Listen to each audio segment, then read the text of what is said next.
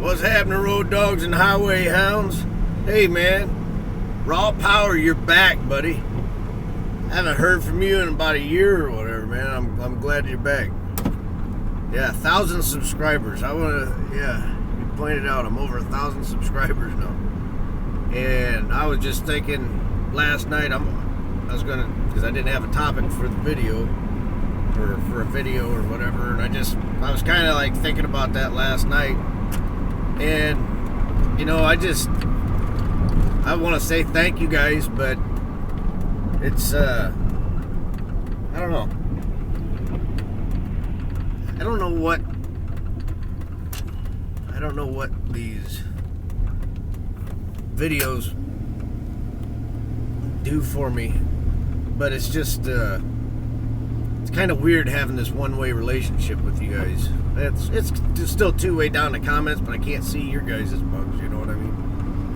And I wonder a lot about you, and, and I confuse who I'm talking to and stuff like that. But Raw Power, I know who you are. But,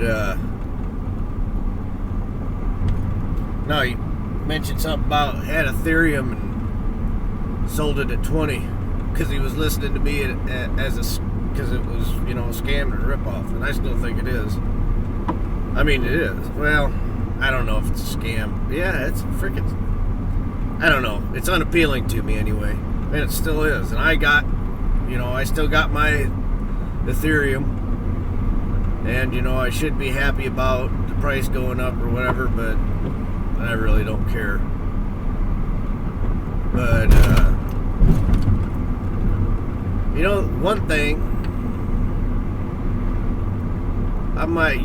you keep talking to me, Raw Power, I might do something. Anyway, so, Mike, you asked about Charlie Lee kind of being a liability, the possibility of him being a liability, and I wanted to talk about that. I can't remember everything you said, but I think I'll answer your question in what I'm going to say, because I've been thinking about fungibility again.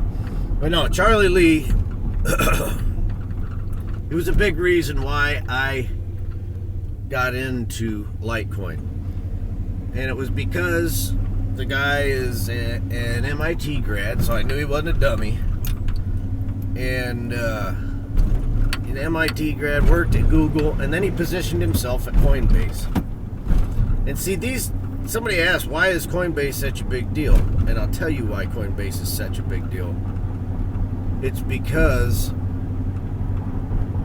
it's user-friendly, and things need to be easy to understand and use. And now Litecoin is easy to understand and use.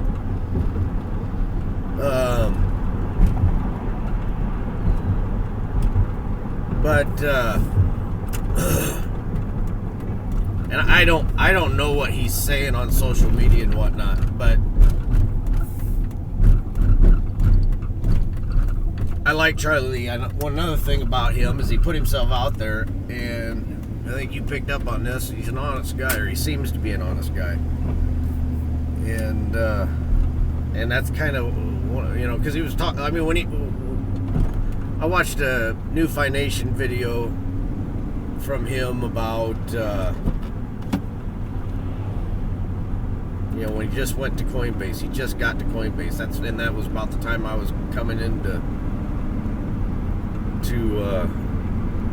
this cryptocurrency space, and he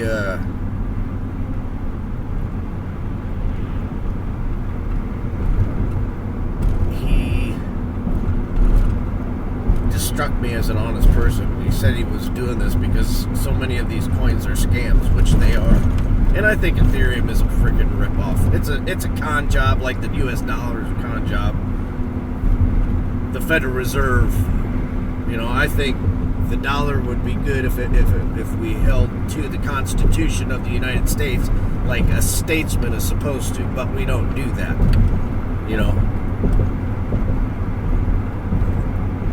The Constitution is violated by state employees so much.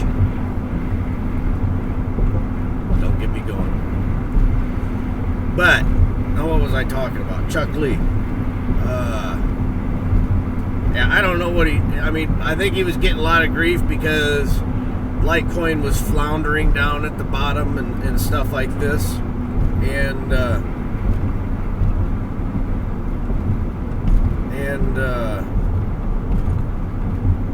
I'm sorry, I got an idea of what to do with my Ethereum.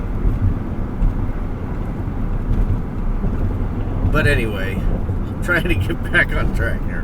What was I talking about? Chuck Lee. Chuck Lee, is he a liability? I don't know. Here's the thing. Now I'm going back to my fungibility idea. Because when he started talking about fungibility, and I got on here somewhere, look for Litecoin and fungibility, and I was basically saying, I don't care who Charlie Lee is.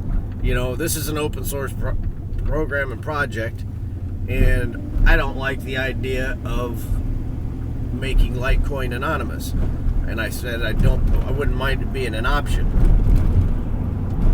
I'm not swayed by Charlie Lee in one way or the other. On Adam Meister's show, he called me Litecoin Jesus. Ain't that crazy? Go check out his interview over at Adam Meister. But at the end of that interview, and he's commented on my stuff too, and he called me Litecoin Jesus there. But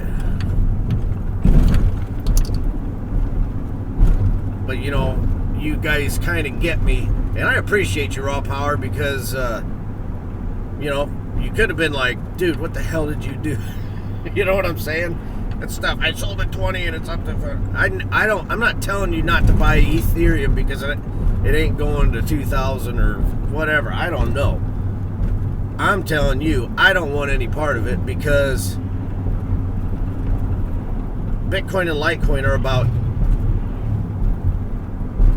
emasculating the banks, and Ethereum is the bank's remedy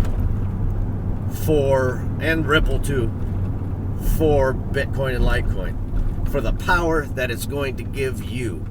And I don't care about financial gain. I'm sitting here thinking about what am I going to do with my Ethereum. I just don't even want to take it off the wallet.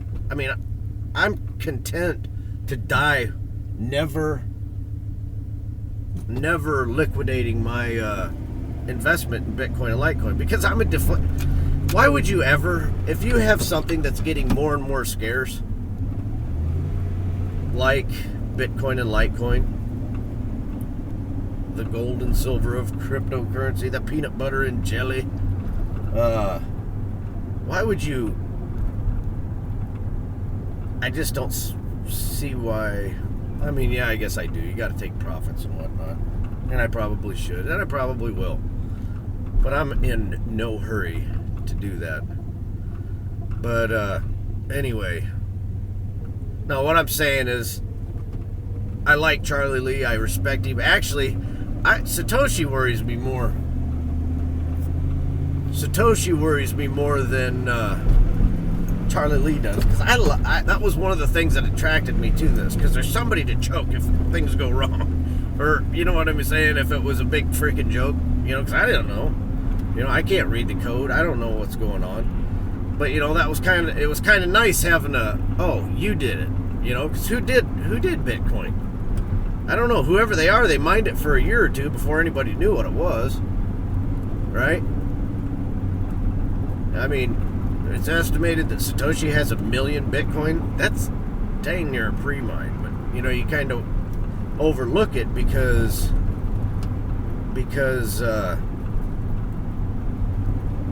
it was a brand new invention and nobody knew what it was, for very few people. And then you got Bitcoin Jesus coming in and buying them all up, and now he's walking around like he really thinks he is Jesus. I'm sorry, but that's the way I feel about it. That dude's got a little bit of a arrogance about him, and whatever. Thinks he owns it. To me, if I owned Bitcoin.com, it would be would be something that would, oh boy, I need to handle this with kid gloves and listen to the community and respond to the community. You know, I don't know. But everybody's different. But anyway, back to what the heck? I'm like freaking scatterbrained. So yeah, I mean, with Charlie Lee, I mean, it was kind of a comforting thing. But, you know, I mean, he said something about fungibility is going to make Litecoin anonymous. And I don't like the fact that SegWit happened on Litecoin before Bitcoin, because I really believe in Bitcoin as being the front runner. And Litecoin should do second. And it needs to stick as close to Bitcoin as possible. But that's me. But and then Charlie was like, "Oh, you know," and I think he probably, I mean, he made that coin and he likes the gold and silver, and I do too, and a lot of you guys do. And I mean, if you had his position, you know what? Yeah, you're going to use that bully pulpit. That's why I'm doing this. I mean, when the DAO hack happened, I was like, oh man, I'm going to upload a video. I didn't even know how to upload a video on my phone. I'd wait till I got home and do it on the thing. It was like a 2-minute or 2-second or 30-second video, and it uploaded on my phone. And I'm like, holy cow, I can upload videos on my phone? I didn't even know that, you know? And I've got the original Verizon. I hate saying that name. Sorry. Oh well. I got the original Verizon plan from when the Motorola Droid came out. You know, I think that was the first smartphone that wasn't an iPhone. I still got that same plan, so I got the unlimited from Verizon, and I just buy used phones off of eBay. Oh, geez, scatterbrain, squirrel. Did you see that squirrel? But, no, so, I mean, I don't know. Charlie Lee's going to do what Charlie Lee's going to do. But I don't give him much. I treat him like Satoshi. Like his opinion doesn't really matter to me. But now back to fungibility. I've kind of been changing my mind on that. I kind of I like the traceability of Bitcoin, and I was thinking that, you know, it's open source and anybody can see. I like that concept, and I still, because I kind of want governments and publicly traded companies to have to transact on Bitcoin and Litecoin. I'm talking years down the road, you know, after it's self-evident. We're still in the what is it stage. But after it becomes self-evident, I'd like publicly traded companies and governments to have to account for their money, because that Australian dude that was claiming to be Satoshi for a while, he made a good point, because he was like, these people who do, you know, are accountants or CPAs or, you know, they love doing audits, and they just love going through the numbers and finding errors, you know, and seeing what's up. And if governments and publicly traded companies, not private companies, private business, but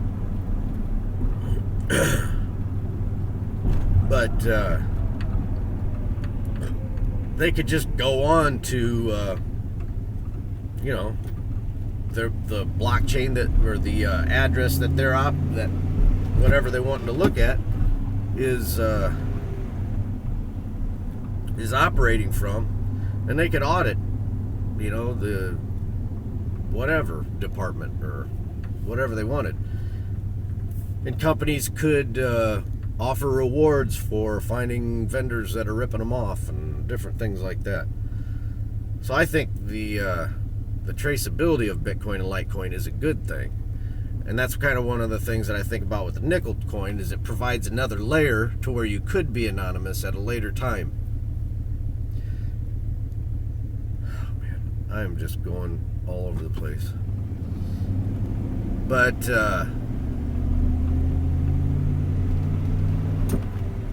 can't even think, man. I am thinking, but it doesn't make sense. I mean, it's going bit. Man, somebody fart. Oh yeah. Raw power. That was you, wasn't it? Pardon. Sorry, ladies. I know there's women out there that are watching this. But, what the heck am I talking about? I'm everywhere. It's driving me nuts. So anyway, Charlie, I like him. He seems like a good guy. Is he saying too much on Twitter? I don't know. You can't fault him if he does, because he loves Litecoin. It's not his coin though. I don't like owning. No, it's mine. It's my Litecoin. It's your Litecoin. It's not Charlie Lee's Litecoin. And I don't like the hero worship that people get all gooey when they talk about Satoshi. Calm down. He's just a man. Could be good, could be bad. We don't know who he is. I think Chuck Lee's a good dude. But he's just a dude. And, you look at people that are smart, sometimes get big heads and big egos. And I don't think I'm sure he does at times. But who doesn't? If you don't, you should. You gotta love yourself. You gotta believe in yourself.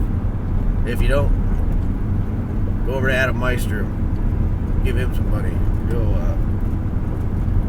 put you in a good mood. Oh man, I'm everywhere.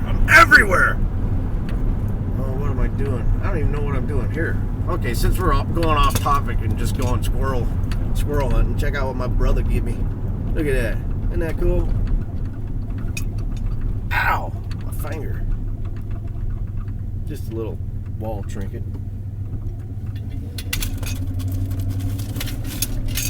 He also gave me a peacock. Not spreading his feathers, but just he knows he could if he had to. You know what I'm saying? I like Stevie Ray Vaughan. He's got a tattoo of a peacock with his feathers down on his chest. Humility.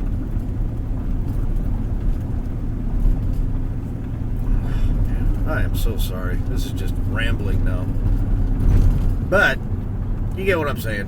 I better get off here before I drive everybody nuts. Adios, muchachos.